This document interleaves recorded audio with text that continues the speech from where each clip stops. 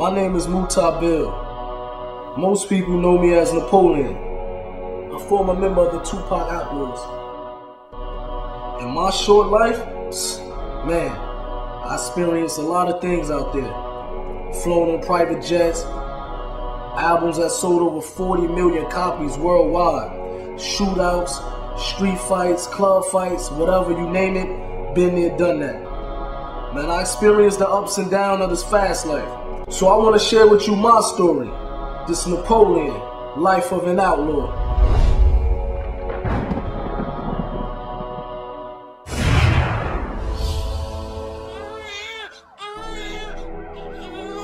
I was 3 years old when my mother and father got murdered.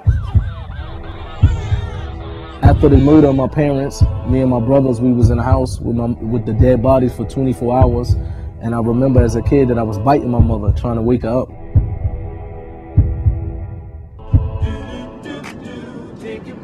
I grew up in the house with my grandparents after the death of my mother and father. So whatever I would see out on the block, drug dealing or whatever, I would go in my room and I would write a song out of it.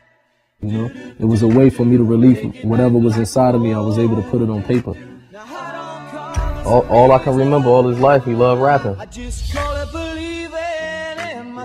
And I remember the first time I met Pop, man, he asked me to rhyme for him. I rhymed for him, we hit it off, and the rest is history. He got close with Pop. He looked at Pop like a big brother or a father figure, you know, someone to look up to. Muta was, him and Pac were bonded real tough. I think Muta had become one of Tupac's extended family members. Hey tonight. Death Row was a very fast life, man. Parties every night, private jets. We was living like kings. There was a certain amount of arrogance they all had during that time because they were on cloud nine. But I never expected to end that type of life. I never expected that life would come to an end so drastically and so soon. There's gonna be some stuff you're gonna see that's gonna make it hard to smile in the future. Yasmin called Gaddafi's mother and said Tupac just got shot. Couldn't believe it, you know what I mean? And you know, but the first thing that I said in my head, well, he got shot 5 times before. He's gonna take this, come out, do records, sell millions of records again. But when I actually saw him in a hospital bed, to me, I knew for right there that it didn't look like he was gonna make it. You know, and Pac loved him, and them two was bonding. So I know it affected him real hard. Once again, Tupac Shakur dead at the age of 25. It was a time when I was in the music industry and I had 3 houses at one time. Money was coming in, but I didn't have no inner happiness, you know what I mean? I didn't have happiness inside of me. So I knew that it had to be something else out there that could bring happiness besides money, jewelry, cars, and fame. Because once you get to a certain level, you start searching. And what I did is I turned to experiment different drugs and I turned to drinking alcohol real heavy. He was always liquored up. He was always liquored up and smoking weed. I seen him wild out with the girls, wild out drinking alcohol, getting drunk, fighting. And I happened to one day be in a recording studio and I was very intoxicated.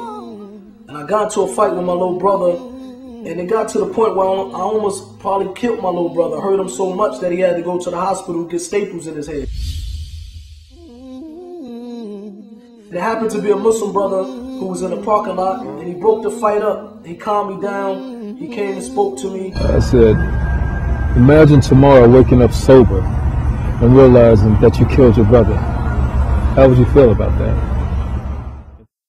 He was asking me to come to the masjid, and for a while I was ignoring him. And when I first went up there, I remember I went up there deep, about 20 or 30 boys with me. And I went there expecting that it's just going to be like how I roll everywhere else with a posse or crew and we just going to hang out.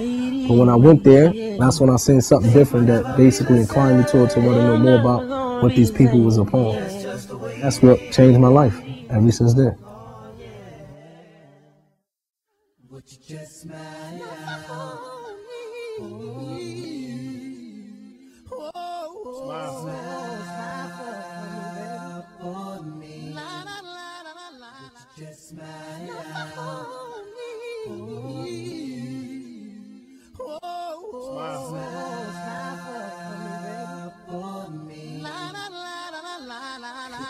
la la la la la la la la la la.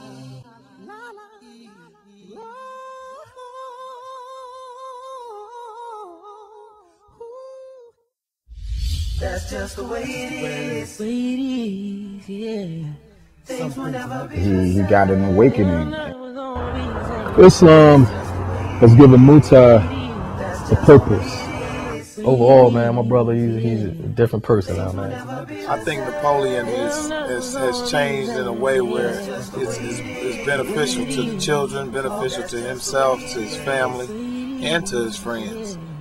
But when I looked at him, he definitely inspired me to want to, give back to the youth and give back to the community in a way, saying that the Islam only offers you.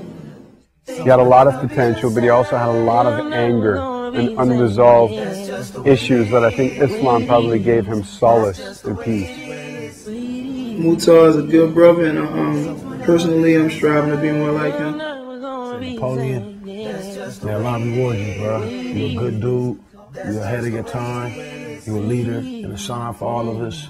And I'm a ride with you to the wheels fall off. Words from your little homie, your little big H. Ryder. Shalom Alaikum. Things will never be the same. They're never gonna be the same. Yeah. That's just the way it is. Oh, yeah.